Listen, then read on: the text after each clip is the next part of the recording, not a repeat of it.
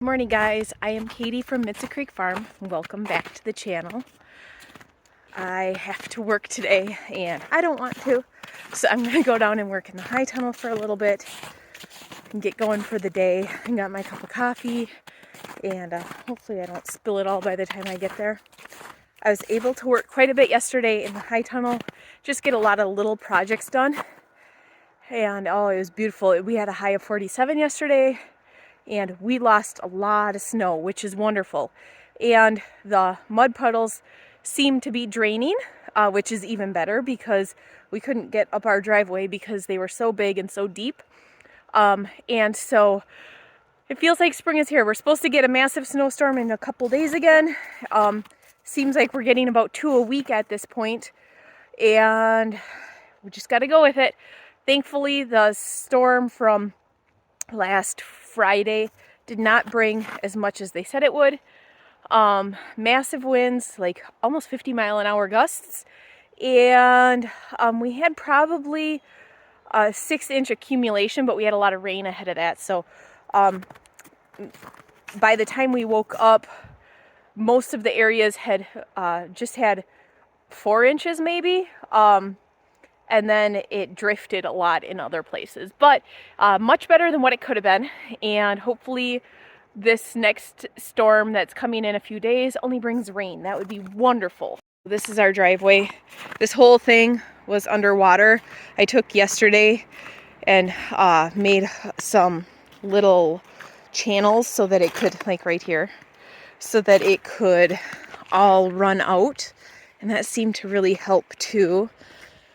I think that the ground is unthawing, even though we have all of this snow yet.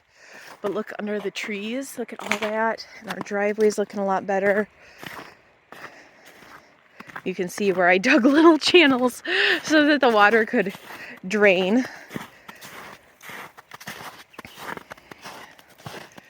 And then we got this whole side open now again, which is wonderful.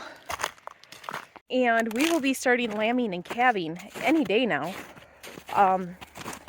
So that adds a layer of excitement and nervousness and preparation on top of everything else.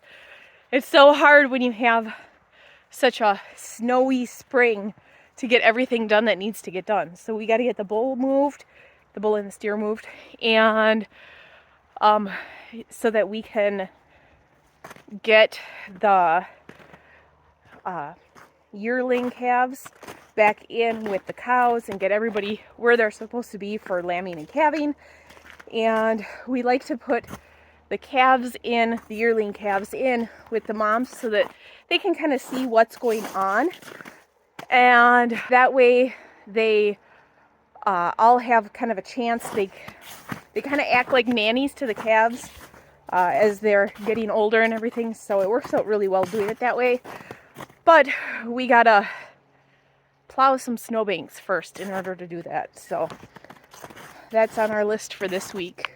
And Lily's down here. I thought she was in schoolwork in here, but she is getting this cleaned. That's wonderful. Thank you, hon. So I have a hose run, and it's been running all night, and it's just on mist, so we can start to get these peas germinated and going and start getting moisture in here. I also, you can see I moved the ground covers and stuff yesterday, but I also watered this guy really well so it can start waking up a little quicker. And you can see it's got lots of little buds kind of everywhere. All the little armpits. And this side is really green, which is kind of cool. Warm enough in here that with watering that should really start making it grow. It looks like we have one more cold night in the forecast. I think it's Wednesday night, so it would be kind of after the storm.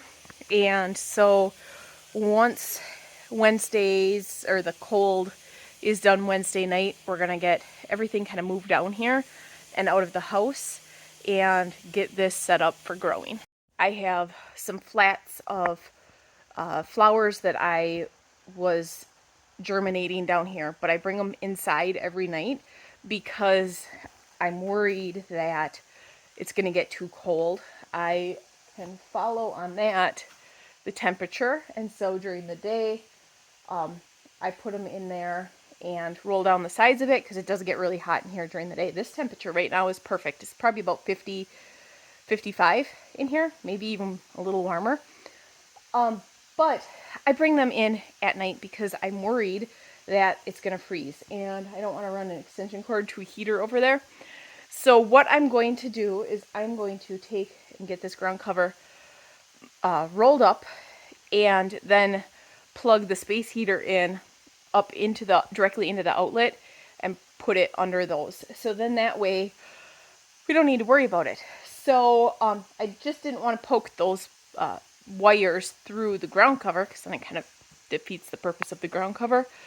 So I have to get all this out of here first, so then that way I can do that.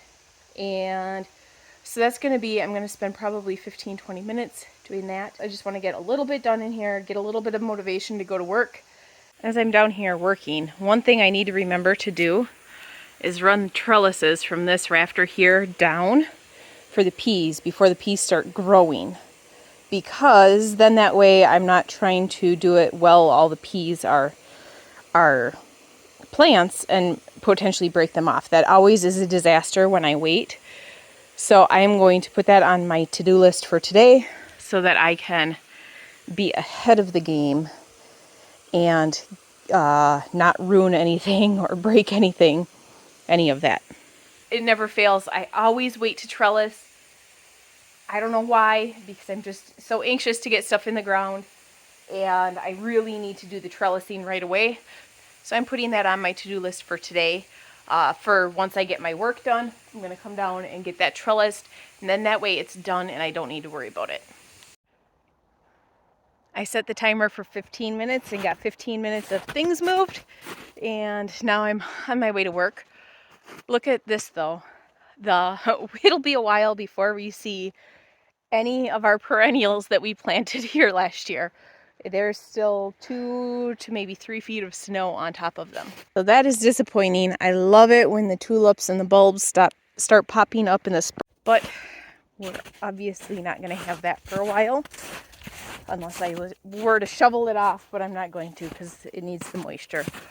But on my way to my office, I want to look at my compost pile, see how that's looking, and hopefully we could maybe even get in there and turn it.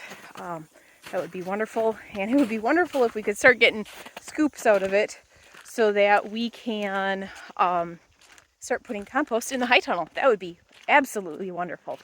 So let's go check it out. Here are the cows. They are ready any day to calve. The first one due is the brown cow that's standing right there. That's the bull underneath her. And she is the first one due, and I think she's due sometime in the next week from when we saw her get bred. But I don't know if I can make it over here. There's our compost pile. I don't think I can get there. The snow is too deep. Disappointing. I was hoping that we'd be able to make it over there. Owen did drive the skidder in there the other day, but you can't even tell. It's crazy. You can't even see the tracks, and he was in there pretty far. But this is the blowing snow that we got in that last storm on, I think it was Friday. This is what it did. We got a lot of snow, but it blew everything shut. You can see this is probably when he backed up when he put a new hay bale in, but he made it almost all the way over before the snow got too deep and he didn't want to get it stuck, which is understandable. But you can't even see tracks anymore because it all drifted shut. Look how deep this is. Whoo!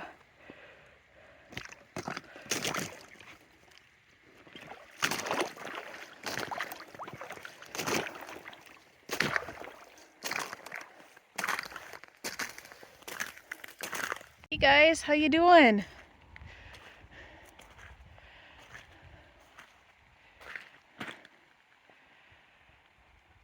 Oh, a muddy mess.